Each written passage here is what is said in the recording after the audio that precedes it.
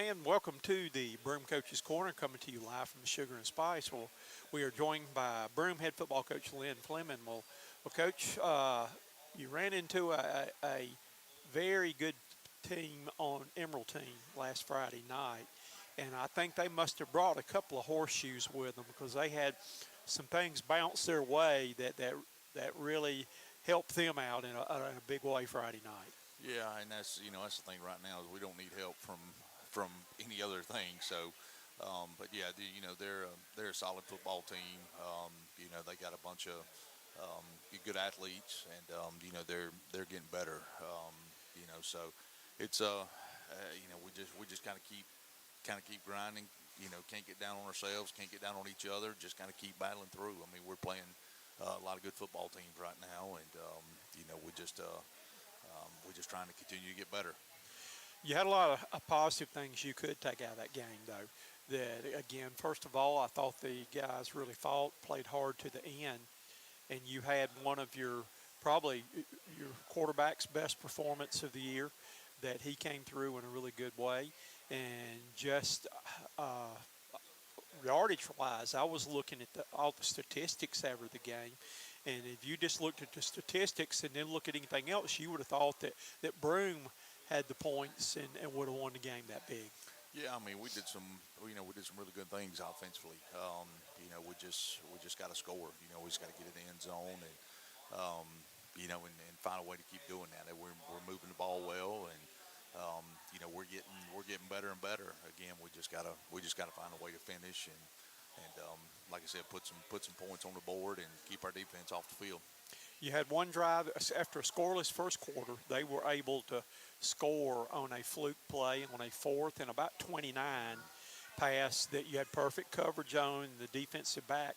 I don't know if he's trying to or not, but instead of knocking it down, he tipped it up, Yeah. and it went right to the hands of the receiver, and that was kind of a miracle, almost like a Hail Mary touchdown for them. Yeah, it was. And that's hard to overcome. When you get a play like that, and guys in great position, and just get a tip ball and they come down with it. That's hard to. Again, it's just hard to overcome. And then to add to that, you were coming back with a drive to answer their score in the red zone down there, and looked like we were throwing a quick slant that the defensive back read or was in perfect position, stepped in front of it, and he went about 96 yards the other way to the house and just had a clear shot. And instead of being 7-7, and then now it's 14-0 though. So Yeah, and that's one of those you look back as a coach and you wish, hey, I wish we'd have done something different. If I had that play back, and I'd have called something different. It just, wasn't a good play at the time, and the way they were lined up, it was just not good. So a lot of things went wrong, and they. I give credit to them; they made a play, but that's one as a coach you lose sleep over, and wish you'd went another direction, but we didn't, like I said, we all gonna have to get better, and including myself. well, you going back, we talked here last week about one of the things you wanted to see improvement on, or one of the keys to the game were you had to throw the football. And I thought you threw the football the best you have thrown it all year. That Jameson had over 350 yards passing, several touchdowns there, though. But you've got a lot of people involved.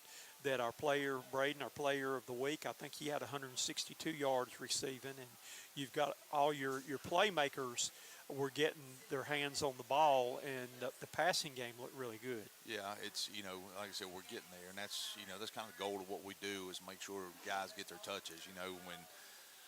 When that happens, you have some games, and I think the stats were a little bit wrong. I think Braden had 213 yards. Oh, really? And he had both touchdowns receiving, so he had a really good game. And but like I said, all of our guys got to touch the football, and that's what we got to do. And you're gonna have Braden that's gonna have a good game one week, and you're gonna have Booker that's gonna have a good game one week. You're gonna have Asher's gonna have a good game. Reese gonna have. I mean, all these guys have.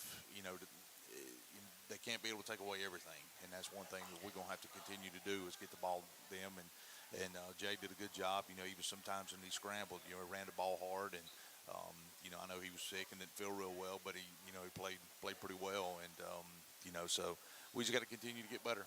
Well, I think that with his passing, and I think he had And again, Coach Burris, I'm gonna give him a mulligan on the stats. He's a newly married man now, so his mine may be on other things when it comes to adding these things up.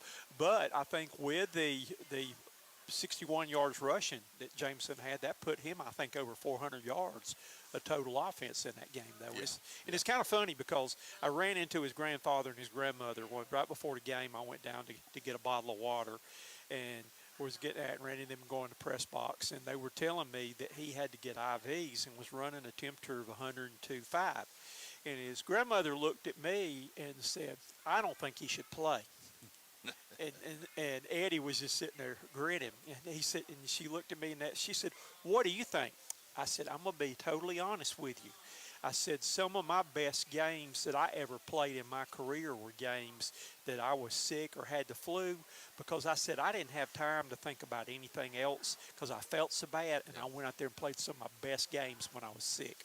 Yep. And then he goes out and plays his best game of the year. He did. Yep. And I saw her after the game and grinned. I said really I was right. Yep. So, but again, and you know, we have for the third straight week, we're getting ready to turn. When he comes in tonight, I'm going to tell him, welcome to the Asher Littlejohn show tonight here, though. But 3 straight weeks, he was your defensive player. But just talk a little bit about what he's been doing on defense. Man, he just, you know, he plays so hard. You know, the biggest thing he had is, and I heard coaches say when they graded him out, he didn't have any loafs. You know, he's wide open. He's all over the field. He's had to play several positions this year and played them all well. But, you know, we knew that with Asher coming in. You know, offensively, he's played a bigger role for us this year offensively. We're handing him the football. We're throwing him the football. We're getting him involved. And he's another one of those guys that's playing, you know, a ton of snaps. But, you know, what's the most impressive thing is, one is how good a player he is, but 2 is, you know, to go out there and play and not have any loafs. I mean, that's impressive because he's playing well north of 120 or 30 snaps, and you know, that's hard to do. But that's what he is. He's a hard-nosed young man, smart young man, and you know, he loves the game of football. He's smart with the game of football, and you know, he's fun to watch. And again, I'm still betting that he's going to find the end zone sometime soon, maybe on either side of the ball, maybe offensive. Yeah. But I told him after the game, I told Coach Fleming that I think that you're going to be in the end zone soon. And I said, I thought you were going to get there a couple of times tonight, though. But I think he's going to find a way to get in. But I asked him about, you know, one of the things I asked him was, what motivates you to play? He said, I get motivated. I motivate myself to go out there and be the best I can be. Yeah. And I thought that was kind of impressive. Well, it's, you know, and the thing about him, you know, it's not just on the field. You know, it's off the field as well. It's in the weight room. It's in the classroom. You know, it's just, you know, all the little things he does, and he does well. And, you know, all that just makes him a complete young man and, you know, a complete ball player. I got tickled. I asked him, too. I said, I've got 2 tickets for you to go anywhere in the world where you want to go. He said, I'm going to Europe. And I said, who you taking with you? And he was taking his sidekick off the defensive line there with him, his running mate with him. Oh, goodness. And I don't know if Europe will let him in. And I said, and what do y'all plan to do while you're there? And he said, probably get into a lot of trouble. And then I saw both of them after the game. And I was telling his sidekick that after the game, and I think that they were standing there with Asher's Asher's girlfriend or something like that, and he said, and while we're there, we're going to look at all the good European women that are over there. So I'm like, that's not a good answer Probably now not. to give with that, though. So, all right, they did a good job. I thought that Emerald did a good job of shutting down your running game. That it was not as effective this year, though. But looking at Powdersville now, let's go into Powdersville. They got off to kind of a slow start, did not play well the first game of the year, I think, there. But they look like they're back to being typical Powdersville again. Yeah, they are. I mean, it's you know, it's a good football team. You know, they're good on both sides of the ball. You know, they're well coached. You know, they have a lot of numbers, and you know, they just they're a solid football team. You know, there's not a lot of weaknesses. You know, pretty, like I said, pretty good on both sides of the ball. They finally got rid of the kid that played quarterback for about 4 years there, and Yes, then they they've did. got some other talented players. The running back, I think, that at one time was being recruited to Penn State, but they had, I think last year, I remember they had small running backs that were built low to the ground and just so fast, it was almost like they got hidden behind the line, and Yeah. by the time you saw them, they were gone. Yeah. So what have you seen on film about them this year? A lot of the same. They again, running backs are not real big running backs, but they're good. They're good little scat backs. They can get it done, and and Coach Musher, they do a good job of kind of the philosophy we take. They try to spread the ball around. They want you to have to defend the whole field, and he's got guys that can play on just about everywhere from receiver to running back. So, they're and like I said, they're just well balanced team, and they're always good up front. They always do a good job there. So, it's going to be another tough task for us. They are, I think, in the top 8 in the state. I don't know. I hadn't seen the rankings for this week, but I think they were number 8 last week there, though. But who would you compare them in their style to that you played already this year? Nobody. If I had to compare it to somebody, I would guess, defensively maybe Emerald. They're going to be good in the box. I think, running the football, we're going to have to be really well as far as, identifying and blocking and staying on our blocks. So I think there's probably the one that compares the most. Okay. All right. What do you see as being the things on offense that y'all need to do to be able to successful and able to win the game? Well, the flip side of last week, I think hopefully we can continue to protect and throw the ball like we did last week, and this week we just need to be able to run the football. I think that's going to be a big key for us, and get chunks of yards and on first down, and then continue to move the sticks. Just not put ourselves in second and long situations or third and long situations. So, I think being able to run the football is going to be a big key for us this week. All right, defensively, what are y'all going to have to stop them from being able to do as being a key to the game? Well, again, their whole scheme is trying to get the ball in space. So open field tackle is going to be a big key for us this week. Where they throw the screen out on the edge, we're going to have to be able to make a play there. We're going to have to be able to get off blocks up front, and they run their outside zone and be able to make a play there. So, it's just tackling open space is going to be a big thing for us this week. Okay, and we'll get our Dr. Essie plug in since he's our sponsor for Medical Group of the Carolinas. How healthy are you going to be? I'm looking right here at Asher, and he's coming in with 2 ice bags on his shins right there. So we'll get that plug in for Dr. Essie on there for our Medical Group of the Carolinas right here, Medical Report.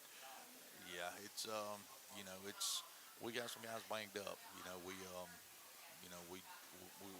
I think we get a guy back this week, but I think we lost another guy this week. So it's we're just kind of touch and go, and just trying to find a way to keep them healthy and trying to get them to Friday, and we'll roll out there who we got. At this point, when you're running into these physical teams like that, does your practice, do you cut back on the physicality on that and just kind of go through the reps and all, wrap them up and not necessarily take them to the ground and all? Or what do you do? Do you have to change the way you do that when you've got kids banged up? Well, it's really hard because you have to try to find a balance. We have to continue to be a physical football team, which, to be physical, I think you have to practice physical. Right.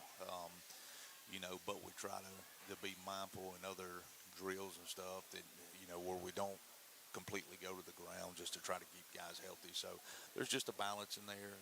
I don't know if anybody has the right combination, but right now, like I said, we're trying to find a way to be physical at practice, trying to find a way to do that without losing them for Friday nights. That sounds good. Well, good luck Friday night, and we look forward to talking to you after the game. I appreciate it, Coach. Thank you. Thank you.